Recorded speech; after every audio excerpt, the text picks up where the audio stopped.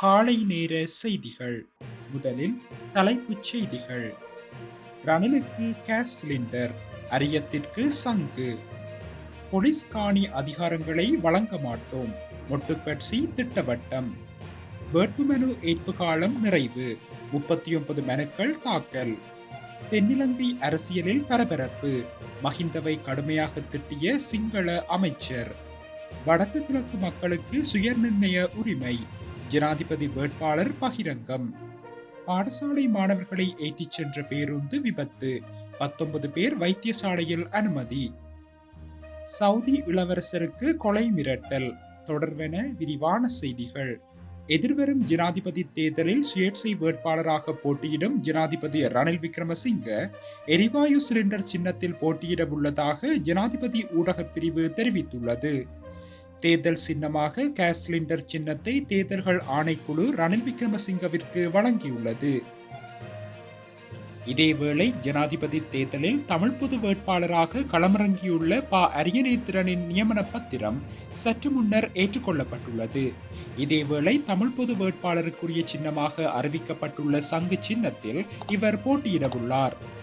ஜனாதிபதி தேர்தலுக்கான வேட்புமனு தாக்கல் நேற்று காலை 9 மணி முதல் 11 மணி வரை தேர்தல்கள் ஆணைக்குழுவில் இடம்பெற்றது. இதன்போது தமிழ் பொது வேட்பாளர் வேட்புமனுவை சமர்ப்பித்திருந்தார். அத்துடன் கட்டுப்பணம் செலுத்திய 40 வேட்பாளர்களில் 39 வேட்பாளர்கள் வேட்புமனு தாக்கல் செய்திருந்த நிலையில் அனைத்து மனுக்களும் ஏற்றுக்கொள்ளப்பட்டமை குறிப்பிடத்தக்கது. ஒற்றையாட்சிக்குள் அனைத்து இன மக்களும் சமமாக வாழக்கூடிய சூழ்நிலையை உருவாக்குவதே எமது நோக்கமாகும். போலீஸ் காணி அதிகாரங்கள் வழங்கப்பட மாட்டாது. ஒரே நாடு ஒரே சட்டம் என்பதே எமது முகாமின் கொள்கை என ஸ்ரீலங்கா பொதுஜன பெரமுன கட்சியின் நாடாளுமன்ற உறுப்பினர் திஸ்ஸ குட்டியாராச்சி தெரிவித்துள்ளார். அரசமைப்பின் 13வது திருத்தச் சட்டத்தின் பிரகாரம் மாகாண சபைகளுக்கு போலீஸ் காணி அதிகாரங்கள் பகிரப்படுமா என ஜனாதிபதியிடம் நாம் வினவினோம். இவற்றை வழங்குவதற்கு நடவடிக்கை எடுக்கப்படும் என்றே ஜனாதிபதி ரணில் விக்ரமசிங்க கூறினார். ஆனால் எமது கொள்கை அதுவல்ல. ஒரு தேசிய கொடி, ஒரே தேசிய கீதம் மற்றும் ஒற்றையாட்சிக்குள் அனைத்து இன மக்களும் இனமத பேதமின்றி சமமாக வாழக்கூடிய சூழ்நிலையை ஏற்படுத்துவதே எமது நோக்கமாகும். போலீஸ் காணி அதிகாரங்கள் வழங்கப்பட மாட்டாது. ஒரே நாடு ஒரே சட்டம் என்ற அடிப்படையிலேயே எமது செயற்பாடுகள் அமையும். இனம் இனவாத அணி கிடையாது, தேசியவாத அணியாகும். சிலவேளை ரணில் விக்ரமசிங்கவை ஆதரித்திருந்தால் தேர்தலின் பின்னர் போலீஸ் காணி அதிகாரங்களை அவர் வழங்கிவிட்டால் நாம் என்ன செய்வது என்றார். 2024 ஜனாதிபதி தேர்தலுக்காக இதுவரை 39 வேட்பாளர்கள் தங்களது வேட்புமனுக்களை தாக்கல் செய்துள்ளதாக தேர்தல்கள் ஆணைக்குழுவின் தலைவர் RMAL ரட்நாயக்க தெரிவித்துள்ளார். நேற்று காலை 9 மணி முதல் முற்பகல் 11 மணி வரையில் ராஜகிரியவில் உள்ள தேர்தல்கள் ஆணைக்குழுவில் ஜனாதிபதி தேர்தலுக்கான வேட்புமனுக்கள் ஏற்றுக்கொள்ளப்பட்டுள்ளன. இதேவேளை நேற்றைய தினம் ராஜகிரியவில் உள்ள தேர்தல்கள் ஆணைக்குழு அலுவலகத்தை அண்மித்த பகுதிகள் விசேட பாதுகாப்பு வலயமாக அறிவிக்கப்பட்டிருந்தன.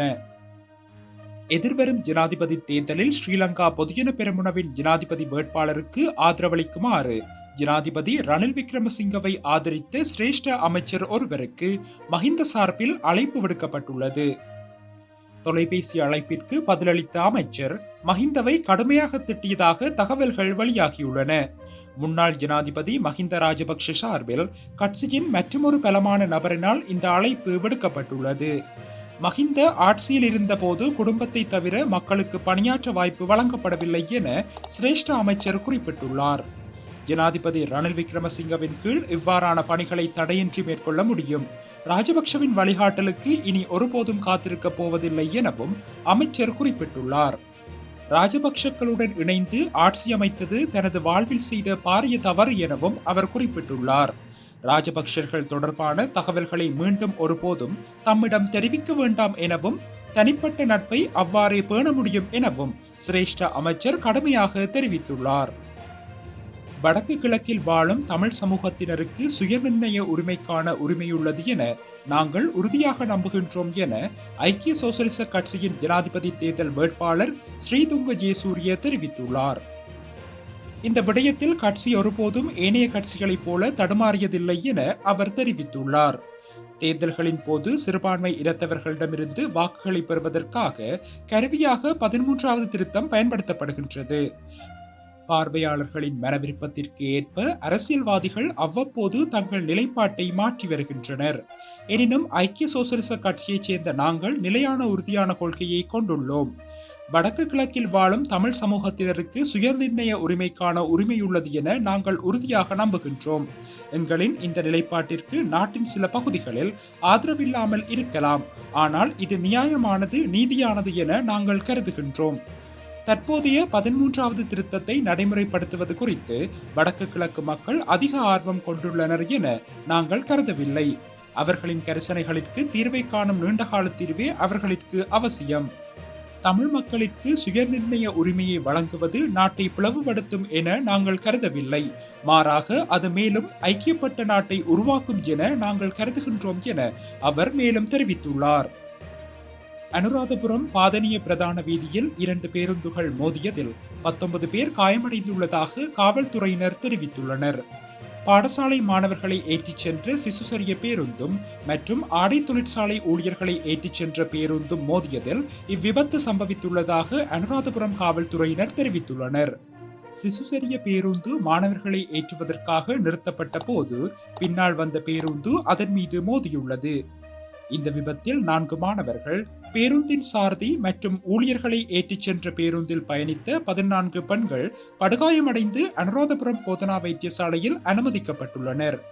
மேலும் விபத்துடன் தொடர்புடைய ஆடை தொழிற்சாலை ஊழியர்களை ஏற்றிச் சென்ற பேருந்தின் சாரதியை காவல்துறையினர் கைது செய்துள்ளமை குறிப்பிடத்தக்கது. சவுதி அரேபியாவின் பட்டத்து இளவரசர் முகமது பின் சல்மானை கொல்ல திட்டம் தீட்டப்பட்டு வருவதாக பொலிடிகோ இணைய செய்தி சேவை தெரிவித்துள்ளது. அமெரிக்க உளவுத்துறை அறிக்கைகளை மேற்கோள் காட்டி பொலிடிகோ இணைய செய்தி சேவை இதனை தெரிவித்துள்ளது. சன்னி முஸ்லிம் சவுதி அரேபியாவுக்கும் யூத இஸ்ரேலுக்கும் இடையே நல்ல உறவு உள்ளது. இளவரசர் சல்மானின் தலையீட்டால் நல்லுறவு தொடங்கியது. இது அண்டை முஸ்லிம் நாடுகளில் எதிர்ப்பை ஏற்படுத்தியுள்ளது. இதனால் சவுதி இளவரசருக்கு கொலை மிரட்டல் விடுக்கப்பட்டுள்ளதாக தெரிவிக்கப்பட்டுள்ளது.